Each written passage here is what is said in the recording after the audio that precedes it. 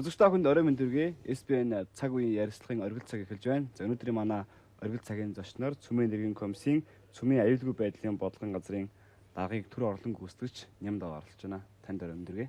За телевиз үзэж байгаа үзэгчдээ бас энэ орой мэнд хүргэе. За тэгэхээр ер нь бол улсын хурлын ээлжид бус чуулганыг зарласан баасан гэрээс эхлээд ээлжид бус чуулганаар хилцэх асуудал тэр дундаа Цүмэн аюулгүй байдлын аюулгүй байдлын тухай энэ протоколууд нэгдээ авах асуудал олон нийтийн анхаарлын төвд байна. За өнөөдөр бас иргэний нийгмийн байгууллагууд энэ асуудлаар мэдээлэл хийлээ. Ер нь бол Монгол улсад цөмийн хаваа гэдлийг боочлох нь гэсэн юм асуудлыг ярьж байна. Тэгэхээр ээлжид бус чуулганыг зарлахдаа улсын хурлын энэ одоо ээлжид бус чуулганыг хилцэх асуудлын дараалалд ашигласан төсний болон засрын хэвлэл хаягдлын менежментийн аюулгүй ажлын тухай 1997 оны конвенцэд нэгдүгээр асуудлыг хамгийн түрүүнд хилцнэ гэсэн юм асуудал байгаа. Тэгэхээр ер нь энэ 97 оны конвенц олон улсын ямар конвенц байдаг вэ? Монгол улс энэ конвенцэд нэгдснээрээ ямар үр дагаврууд гарах вэ? За Цүмэн аюулгүй ажиллагааны 1994 оны конвенц ашигласан түвш болон засрагт хаягдлын менежментийн аюулгүй ажиллагааны конвенц мөн цүмэн материалыг бичлэн хамгаалах тухай конвенцийн нэмэлт тэгээ бага хэмжээний цүмэн материалын шинжсэн протоколд бол нэгдэн орох асуудал бол 2008-9 оноос хойш бол ер нь судалгаа хийгдээд тэгээ конвенцийн орчуулга энэ төр юм хийгдээд тэгээд хууль одоо эрх зүйн үндэслэл энэ төр нь судлагдаад ингээд үзэл баримтлалын төр нь бол боловсруулад явж ирсэн юм одоо ажил байгаамаа. Тэгээд яг энэ удаагийн одоо энэ ээлж бус хурлаар одоо юм хилцэгдэх юм одоо боломж гарч байна. Тэгэхээр конвенцийн тухайд энэ одоо юу гэдэг иргэний нийгмийн байгууллагууд яриад байгаа зарим хүмүүсийн шүүмжлээд байгаа. Үнэхээр энэ цөмийн хаваа гэдлийг Монгол улсад боловсролтой холбоотой асуудал юм уу? Конвенцэд нэгдснээрээ ямар үр дагавар байгаа вэ гэж.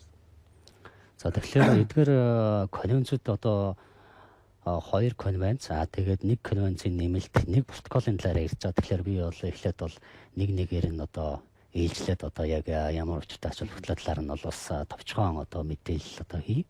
Эхлээд дээр ашигласан түвш гэдэг та. За ашигласан түвш гэдэг нь болохоор 97 оны одоо ийм конвенц байна. Энэ нь болохоор цөмийн станцад одоо ашигласан түвш мөн одоо бусад одоо аж үйлдвэр эмнэлэг судалгаа шинжилгээнээс үүсэх одоо хаягдлын одоо менежментийн аюулгүй ажиллагааг хэрхэн одоо гүйцэтгэх вэ? Үүнтэй холбоотой эрх зүйн орчныг одоо хэрхэн хийх вэ гэдгийг бол ер нь бол зохицуулсан ийм конвенц байгаамаа. Энэ конвенц нь болохоор яг утга санаа бол ер нь бол одоо цацрагт хаягдлыг үүсгэсэн улс орон болгон өөрөөр хэлбэл тэр цөмийн станцад тэр цөмийн түвшийг ашиглаад тэгээд түүрийг хэрвээ хаягдл болгосон бол өөрөөсөө хаягл гэж үзсэн бол үүнийхэн аюулгүй ажиллагаа аюулгүй байдал одоо хэрхэн одоо хүний эрүүл мэнд байгаль орчинд одоо аюулгүйгээр одоо менежмент хийх үү гэдгээ бол шийдэх ёстой гэдгийг заасан байдаг. Мөн энэхүү конвенцд одоо хэдийгээр одоо цөмийн одоо түвшгүй ч гэсэн бас одоо өөрийнхөө улс оронд одоо гадны одоо цөмийн хаягдлыг авахгүй байх эрхтэй гэсэн одоо заалт бол бас байждаг байна. Тэгэхээр бол энэхүү конвенцд бол нэгдэн орсноороо бол Монгол улс бол бас цөмийн хаягдлыг бол авахгүй цөмийн хаягдлыг Монгол улсын хэлээр нэвтрүүлэхгүй дамжин мөрүүлэхгүй гэдэг одоо эрх зүйн үндэслэл маань олон улсын төвшөнд бол баталгаажих юм байна. Монгол улсад бол бас энэ цөмийн хаягдлыг бол авахгүй байх одоо хууль зүйн үндэслэл бол байдаг.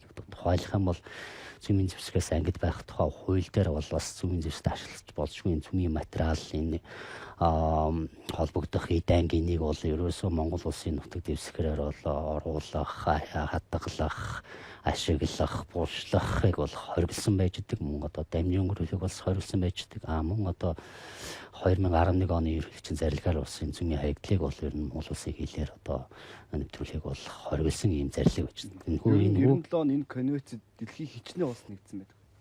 Энэхүү конвенцэд 71 улс нэгдээ орсон байгаа. За гэхдээ эндээс цөмийн станцтай хэдэн орн байна вэ гэдээ аваад үзэх юм бол ердөө 31 орн л байгаа. Гэтэл бусад орнууд бол яг манайхтай адилхан цөмийн станцгүй юм орнууд байж байгаа. Өөрөөр хэлбэл одоо энэ одоо цөмийн одоо энэ хаялыг үүсгэсэн орн. Өөрөөр хэлбэл цөмийн түвшийг ашиглаад эрчим хүч үйлдвэрлэсэн орн маань өөрсдөө тэрхүү хаягдлынхаа аюулгүй байдлыг өөрсдөө бүрэн хариуцах ёстой гэдэг дээр нэгдэж орж байгаа гэсэн үг. Тэгээд өөрийнхөө оронд байгаа одоо эмнэлэг судалгаа шинжилгээ аж үйлдвэрээс гарсан цацрыг үүсгэх бага хэмжээний одоо тэр материалынхаа аюулгүй ажиллагааг бол одоо энэ улсууд нь хангах ёстой. Нэг зүйл яриад байна л да. Бага хэмжээний цөмийн материалыг шинжилсэн протоколыг сойрхон баталдаг гэж байна.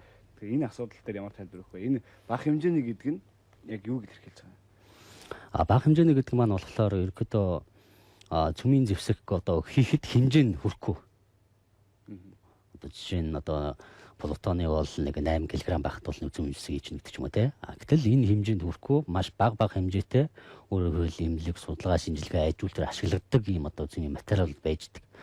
Энэ хүү материалуудыг бас те энэ багаар цуглуулад ингээд авах нь бас хэмжээнийх болно. Тэгээ бас ерөнхийдөө бол бас цөмийн зэвсэгт ашигладаг эрсдэлтэй учраас энэ бол бас улс орн болгон нэг жураад бага хэмжээний цөмийн материал ч гэсэн ер нь бүртгэл тооцоотой бай, хяналтын чангатгий гэдэг үүднээс бол энэ протокол бол гарсан байждаг. Тийм учраас бас Монгол улс энд нь бол нэгдэн орж цөмийн бага хэмжээний ч гэсэн цөмийн материалын аюулгүй ажиллагааг олон улсын хэмжээнд хангая гэсэн.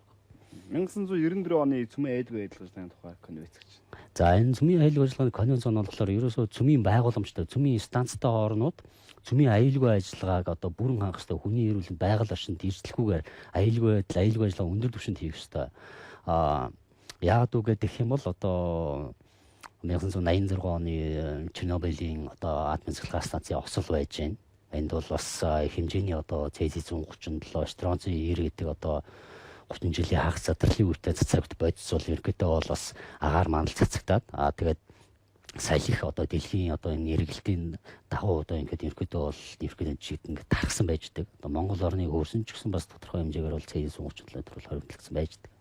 Хамгийн сүүлийн жишээ бол Японы улсад бол нөгөө цунамигаас одоо үүдэлтэй цунами явуулснаас бол Фукушима атомын цэцлэгээ станцын хөрвүүлтийн систем одоо ажиллагаагүй болж одоо цэцлэгаанд тасалцны үүснээс бол бас ийм Фукушимагийн осол болсон байгаа. Үүгээр бол бас тодорхой хэмжээний одоо Цезий-137-оос зэрэг босвол дарахс ингээ алдагдсан байждаг. Энэ нь бол бас дэлхийн улс орнуудаар бас ингэв бохирдол тархчихдаг. Тийм учраас цөмийн осол гэдэг бол ерөөсөө хил хязгаар гэж байдаггүй. Энэ бол цөмийн одоо түншийг ашиглаад одоо ашиг олж байгаа одоо цөмийн эрчим хүч үйлдвэрлээд одоо ашиг олсон орнууд бол энэ аюулгүй ажиллагааг бүрэн хангах ёстой. Цөмийн станцгүй орнууд одоо үүн дээр бол бас шаардлага тавьж ажиллах ёстой. Эрхтэй болж байна гэсэн энэ конвенц нэгдэн орснороо. Яагаад гэвэл энэ осол чинь хийлэг зар байхгүй. Одоо станцгүй орнууд ч гэсэн нөлөөлөд байна. Тийм учраас манай улс ч гэсэн өөрийнхөө хүн ам эрүүл мэнд байгаль орчныг бол өстэй хамгаалах ёстой. Унуун төрөөр хадгалах хэрэгтэй. Тийм учраас энэ конвенц нэгдэн орснороо бид нар энэхүү станцтай орнууд шаардлага тавих одоо эрх зүйн үндэслэл нэгдэнэ гэсэн үг. Одоо Монгол улсын хилийн ойролцоо станц байрахаар төлж ивэл бид нар бас хүсэл тавиад аюулгүй ажиллагааг ямар түвшинд хангах юм? Аюулгүй ажиллагаанд үнэлгээ хийгээд мэдээллийг аваад бид нар шаардлага тавина. Наад чинь манай энэ усны хөөсөөрт ойрхон байна гэж юм те. Манай энэ суурин газарт ойрхон байна. Танаа энэ хаягдлын одоо байгууламж чинь те. Манай энэ суурьнд ойрхон байна. Энэ аюулгүй ажиллагаа нь ямар түвшинд байгаа гэдгийг бид нар бол шаардлага тавих хэрэгтэй болно гэсэн үг. Нэг зүйлийг асуухад ингэж яриад байна л да. Яг энэ асуудлыг хэлцэх хэрэгтэй холбоотойгоор ер нь бол монголчууд өөрсдөө уран экспортлдог. Буцаагаад Монгол өөрсдөө тэрнийхээ үүссэн хог хаягдлыг буцаад Монгол улсын эсрэг болгох энэ одоо энэ болоод эрхийг бол үүргийг Монгол улс энэ конвенцэд нэгдснээр хүлээнэ гэж ярьж байна. Тэгэхээр энэ тохиолдолд Монгол улс нөгөө дэлхийн хөгжилтэй улс орнуудын цөмийн хог хаягдлын булш болох нэг асуудал үүсэж байна. За энэ болохоор одоо нэг жишээ хэлэх юм бол бид нар одоо нүүрсийг бол одоо Хятад улс руу экспортлж байна тийм ээ. Гэхдээ Хятад улсаас бид нар үнсийг буцааж авдаггүй шүү дээ тийм ээ. Тийм учраас ер нь бол хаягдлыг бол хэн үүсгэсэн одоо тэр одоо хүн гэх юм уу тэр байгууллага гэх юм уу тэр улс орн бол тэрнийхээ одоо бүх одоо үүрэг хариуцлага юм нь бол хүлээх ёстой байждаг. Одоо жишээ нь манай дээр бол дулааны цэцлэгээ станц гэлэгчэнд мөртүүлэл те үнсийг одоо дулааны цэцлэгээс өөртөө хариуцсан шүү дээ. Тэршгүй үнсээ ав гэдэг баг нурын станц руу ч юм уу явуулахгүй шүү дээ. Тийм учраас хаялыг хэн үүсгэсэн тэр нь бол үүрэг хариуцлага нь хүлээждэг. Тийм учраас цөмийн энэ түвшин дээр ч гэсэн адилхан одоо ураныг одоо ингээд экспортлоод ингээд гаргалаа гэхэд тэрийг ашиглаад нэг улсын түвш хийж байна. Түвшийг үйлдвэрлэчгээд тэр цөмийн станцтай орон зарж байна тийм үү. Цөмийн станцтай орон нөгөөтгийг ашиглаад эрчим хүч үйлдвэрлээд гол одоо ашиг бол тэнд хүрч шүү дээ. Одоо эрчим хүчийг одоо бага өртөгтэй им ашигласнараа бол тухайн улсын эдийн засаг нийгэмд маш өндөр ашиг болох. Тийм үү тэр одоо тухайн түвшийг ашиглаад станцаас шарж чаад тэгээ станцаас гараад авахд Энэ бол одоо тухайн одоо станцын энийг бол хаягл гэж үзэх юм бол энэ ч одоо хаягдлыг одоо хэн одоо харьцах вэ гэхээр тухайн станц тухайн хаяглыг улс орон одоо өөрсдөө хариуцна гэсэн шүү дээ. Өөрөөр хэлэх юм бол гарал үүслийн орон гэдэг хинбэ гэхээр тухайн хаяглыг үүсгэсэн орон. Тэр түлшийг хэн ашигласан юм? Хэн ашиглаад энэ хаяглыг үүсгэсэн юм бэ? Тийм учраас тэр одоо станцтай улс орон өөрсдөө энэ одоо гарал үүслийн орон гэсэн үг. Тэгээд бид нар бол өөрсдөө энэ аюулгүй ажиллагаа аюулгүй байдлаа бол өөрсдөө бүрэн хангах ёстой. Энэхүү конвенцийн утга санаа ч гэсэн одоо тэрхүү улс нь өөрөө аюулгүй аюулд бүрэн хангах ёстой.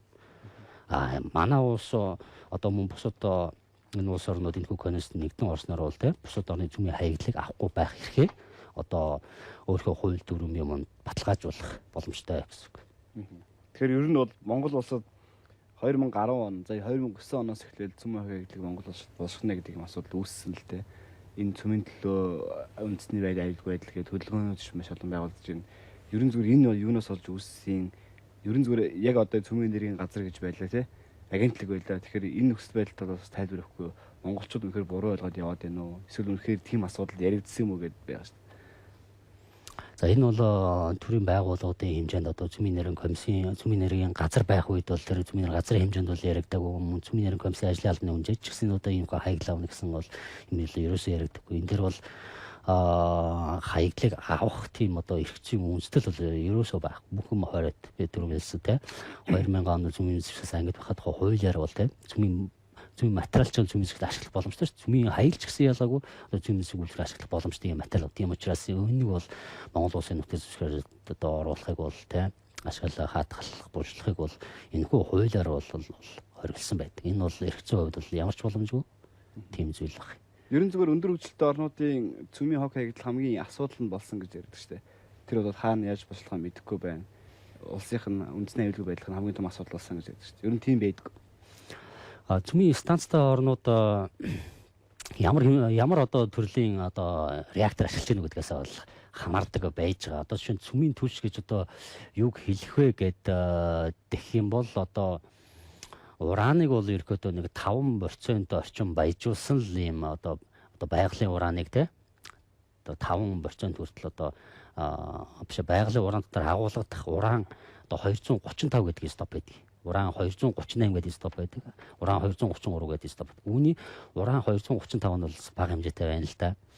Түүнийг одоо 5% хүртэл баяжуулаад тэгээд тэр станцд ашигладаг байхгүй. Тэгэхээр өөрөөр хэлбэл одоо цөмийн түлшийг бол ингээд цөмийн одоо реакторт ингээд хийгээд ашиглалаа. Гэтэл одоо энэ одоо түлшний ердөө 5% нь бол ашиглагддаг гэсэн үг байхгүй юу. Уран 235 нь 2 хуваагдаад тэр хуваагдлаас бол их хэмжээний энерги цацраг буюу тэр энерги гэж гарч идэг. Тэр энерги нь одоо эрчим хүчний одоо энерги болгож ашиглаж байгаа шүү дээ. Тэгэхээр тэр одоо түлшний одоо 95% нь бол дахин ашиглах боломжтой уран 238 м стоп нь бол байж л гэж. Зөвхөн 5% нь бол ашиглагдсан байж байгаа. Тэгээ үүнийг бол станцд хийж ингээд авчихдаг. Хийгээд ингээд одоо хэдэн жил ашиглаад одоо солино шүү дээ тийм ээ. Нөгөө түлшээ гаргаж ирээд аавна. Гэхдээ энэ гарчилсан түлш маань одоо нүүршиж шатахаар үнс болчихдог шүү дээ. Тийм хэлбэртэй биш.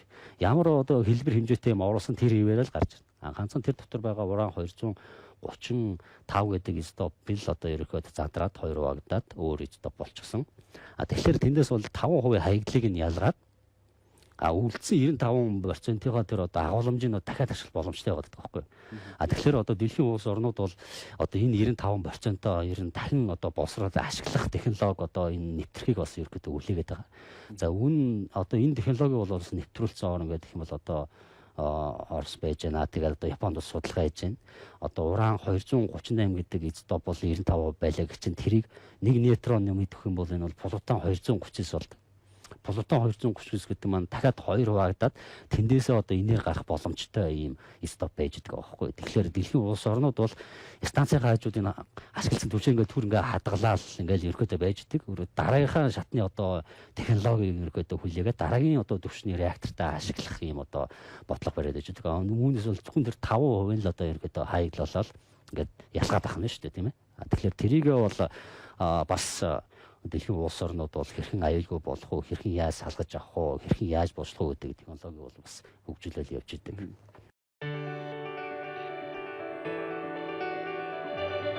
Гол шүүмжил бол юм байна шүү дээ. Монгол улс өргөн удмын газар нутагтай.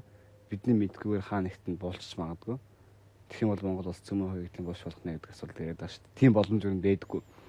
Олон улсын энэ цөмийн нэрхтээ атом захиргааны станцтай энэ улс орнууд ер нь хуулиар ямар үр хүлээсэн байт юм бэ? Олон улсын атомын хяналтаас бол энэ цөмийн станцтай бүх орнууд дээр камер суурилсан. Цөмийн түвшний бүх станцууд, бүх хаягдлын байгууламж дээр камер суурилсан. Тэгээ олон улсын атомын хяналтын шинжээч нар одоо экспертүүд хяналтаараа байнга очиж идэг. Одоо бүх одоо цөмийн материалыг тоолно шүү дээ. Нэг ширхэг зүйлдэхгүй. Энэ одоо 40 хэмжээний юм түвш байсан. Ийм хэмжээтэй одоо ашигласан түвш гарсан байна. Энэ одоо бүртгэл тооцоонд тулж яана үгүй юу? Хаана байна гэл байнга. Тэгээд станц руу бол ингээд дотор нэг хэд хэдэн юм одоо камерууд байнга ажиллаад. Тэрийг бол олон улсын атомын хяналт хянаад байж шүү дээ. Энэ одоо хөдөлгөөн хаанаас хаашаа явж байна. Бүх юм хяналттай бүртгэл тооцоотой байж дээ. Монгол улсын хувьд болохоор 2008 оноос бас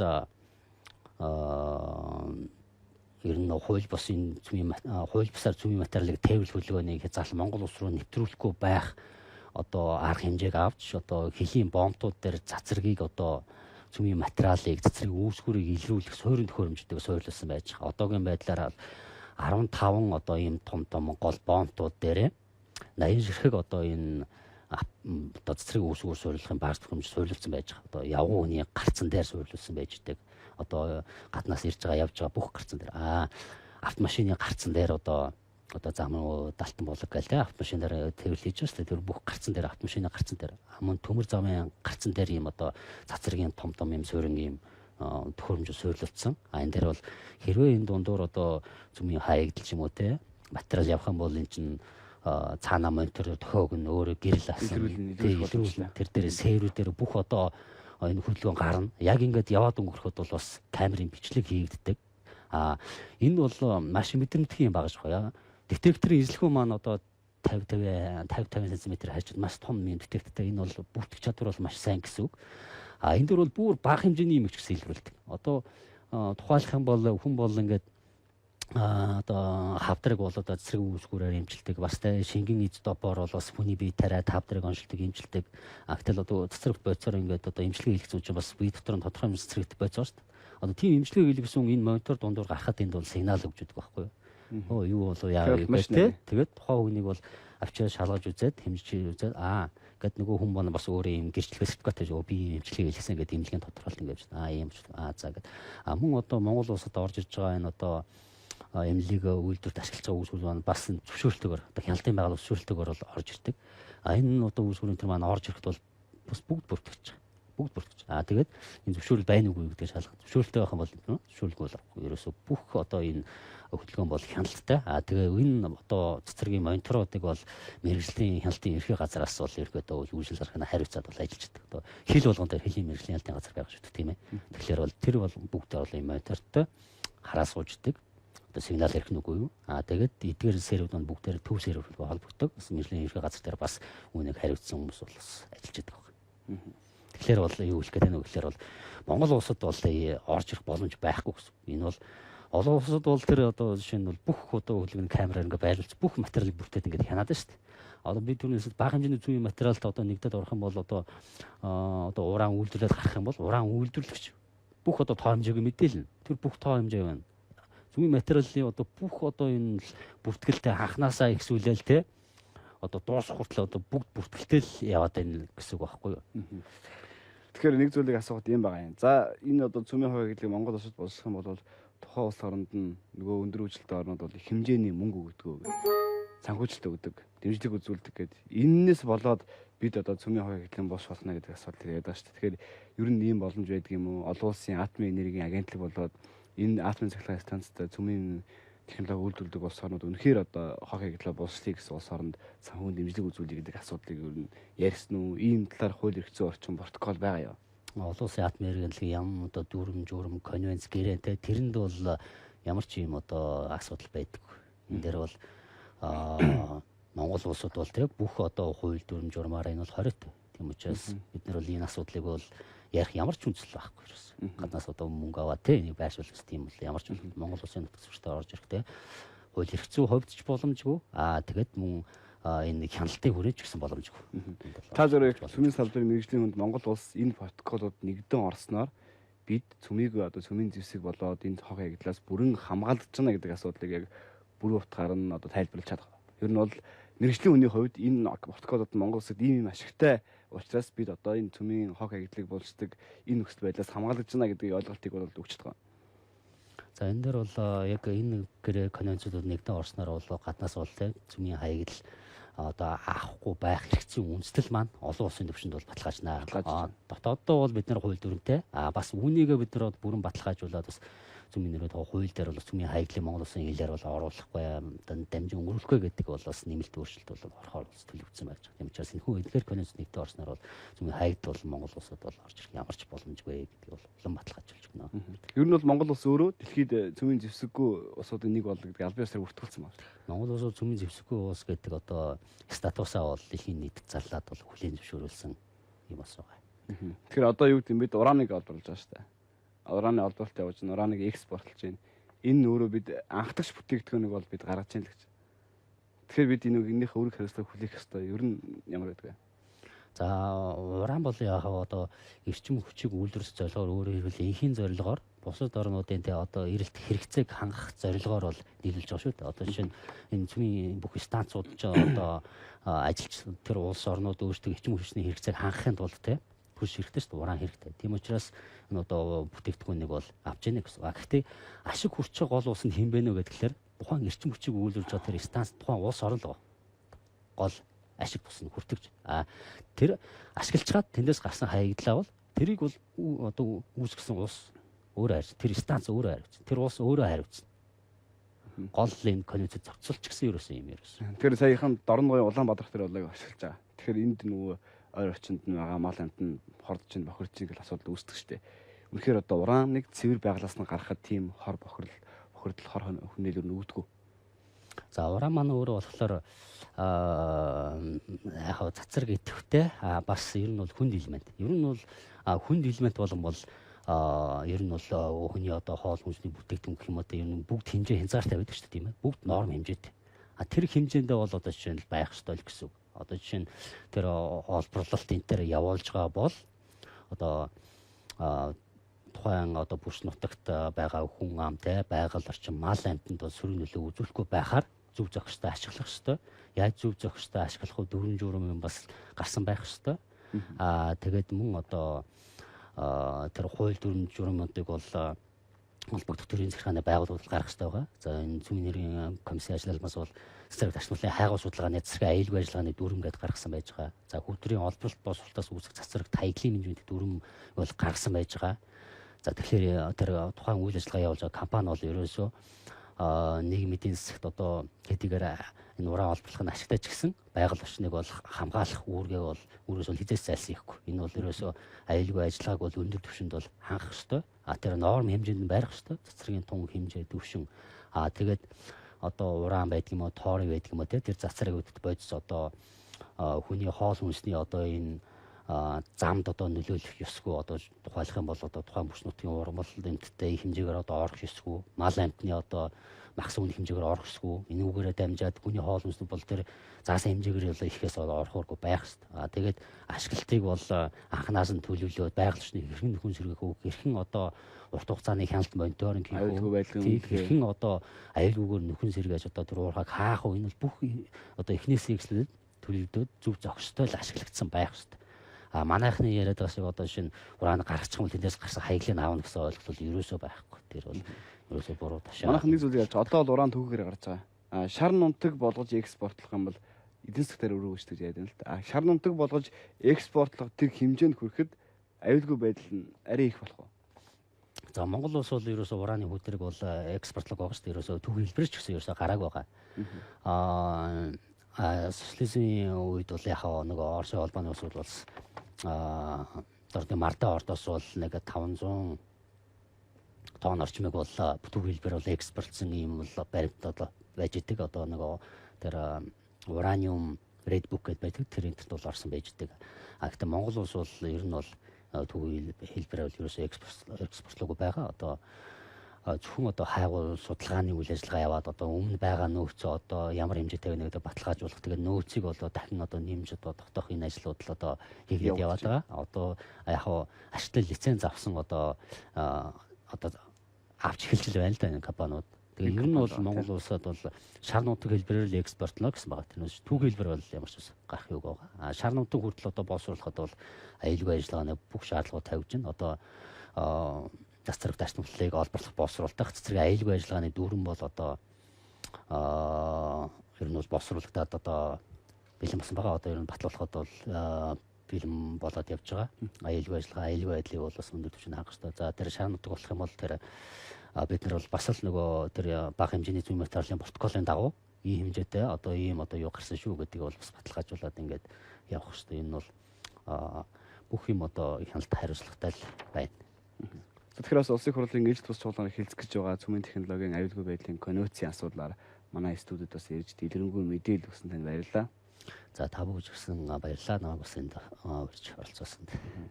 Цаг үеийн ярилцлагын оргил цагийн хүрээд өндөрлж байна. За өнөөдрийн оргил цагийн асуудлаараа сэдвээр бид улсын хурлын ээлжид бус чуулганыг хэлцэх гэж байгаа цөмийн технологийн аюулгүй байдал болоод конвенцийн талаар үзэж таах хүнд дэлгэрэнгүй мэдээлэл өглөө.